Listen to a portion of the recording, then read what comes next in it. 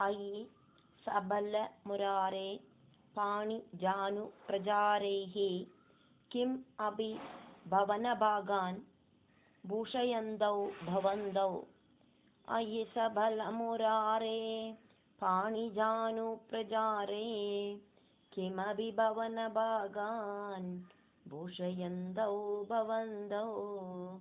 चलित चरण कञ्चौ मञ्जु मञ्जीरसिञ्चा श्रवण कुतुकबाजौ चेरदुः चारुवेगात्।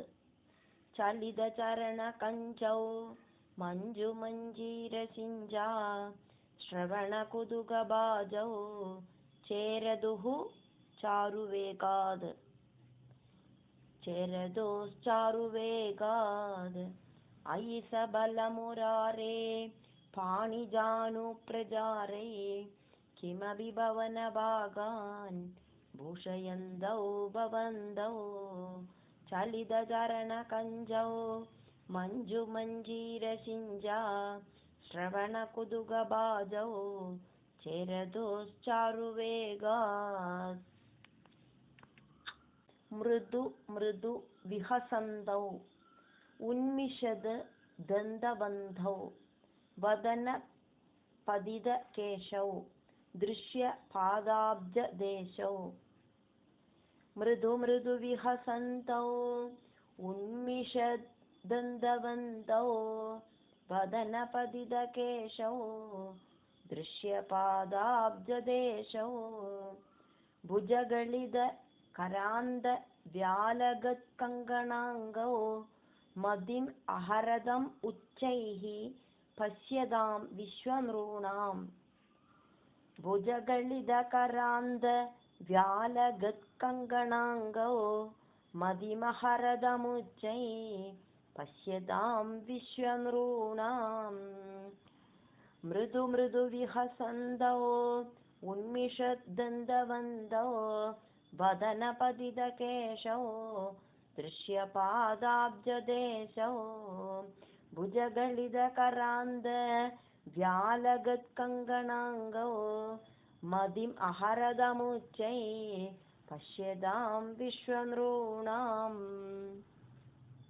अनुसरति जनौघे कौतुक व्याकुलाक्षे किमपि कृतनिनादं व्याहसन्तौ द्रवन्तौ। वलित वदनपद्मं पृष्ठतः दत्तदृष्टेः किम् इव न विदधाते कौतुकं वासुदेव। अनुसरति जनौघे कौतुकव्याकुलाक्षे किमपि कृतनिनादं व्याहसन्तौ द्रवन्तौ। वलितवदनपद्मं पृष्ठतो दत्तदृष्टे किमिव न विदधाते कौतुकं वासुदेव।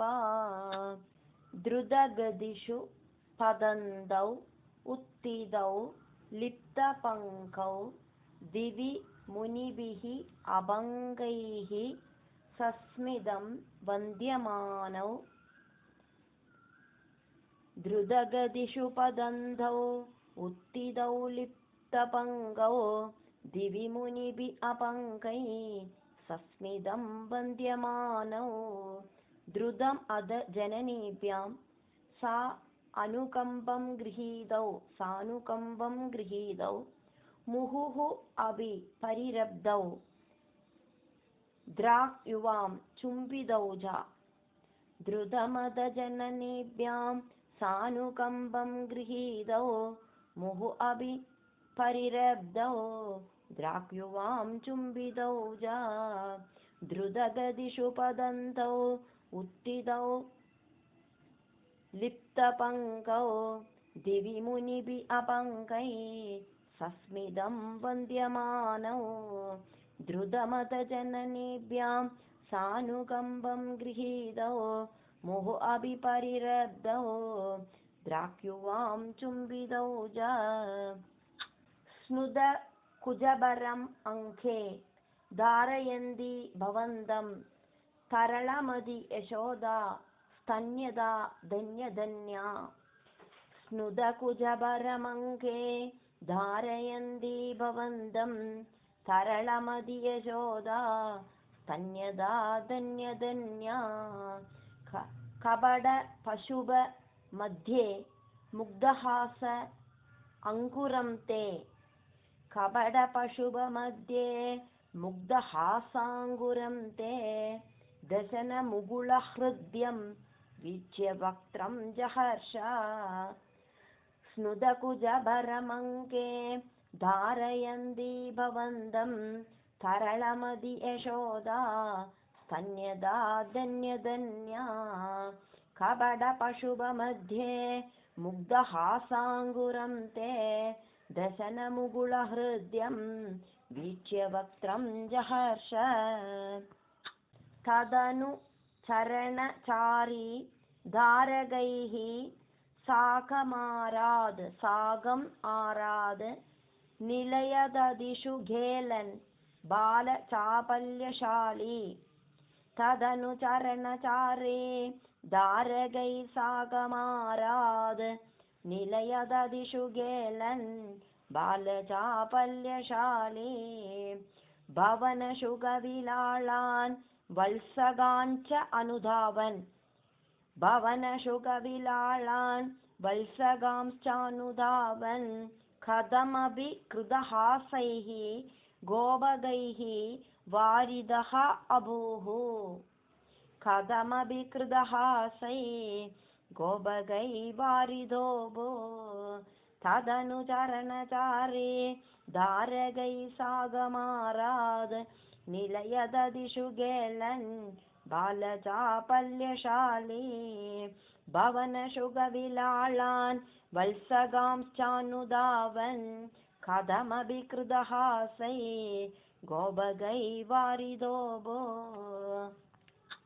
हलधर सहितत्वं यत्र यत्र उभयादः विवश पतितनेत्राः तत्र तत्र एव गोप्यः हलधर सहितत्वं यत्र यत्रोभयादो विवशपतितनेत्रास्तत्र तत्रैव गोप्या विगलित गृहकृत्या विस्मृत अपत्यवृत्या मुरहरा मुहुः अत्यन्त आकुला नित्यम् आसन् विगलित गृहकृत्या विस्मृतापत्यवृत्या मुरहरा मुहुः अत्यन्ताकुला नित्यमासन् हलधर सहितत्वं यत्र यत्रोभयादो विवशपतितनेत्रा तत्र तत्रैव गोप्या विगलित गृहकृत्या विस्मृतापत्यवृत्या मुरहरा मुहुरत्यन्तकुला नित्यमासन् प्रतिनवनवनीतं गोपिकादत्तम् इच्छन् कलपदम् उपगायन् कोमलं क्व अभिनृत्यन् प्रतिनवनवनीतं गोपिकादत्तमिच्छन् कलपदमुपगायन् कोमलं क्वाभिनृत्यन् सदय युवति लोकैः अर्पितं सर्पिः अस्नन् क्वचन नवविपक्वं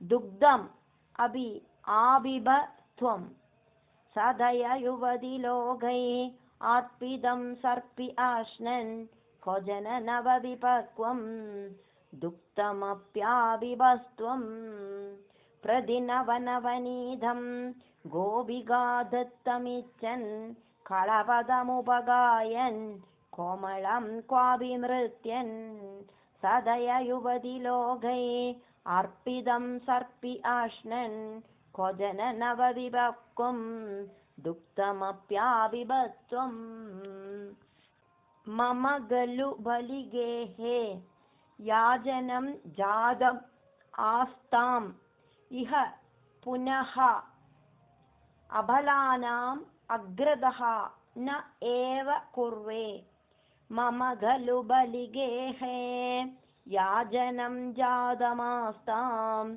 इह पुनः अबलानाम् अग्रदो न एव कुर्वे इति विहितमदिः किं देव संत्यज्य याज्ञां दधि कृतम् अहरः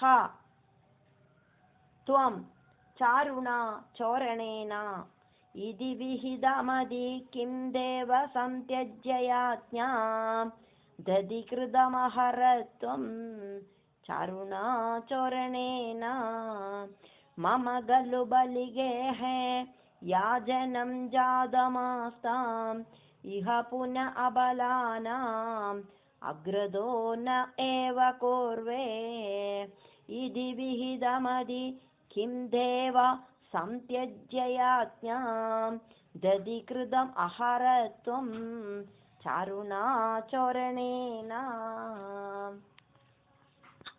तव दधि घृतमोषे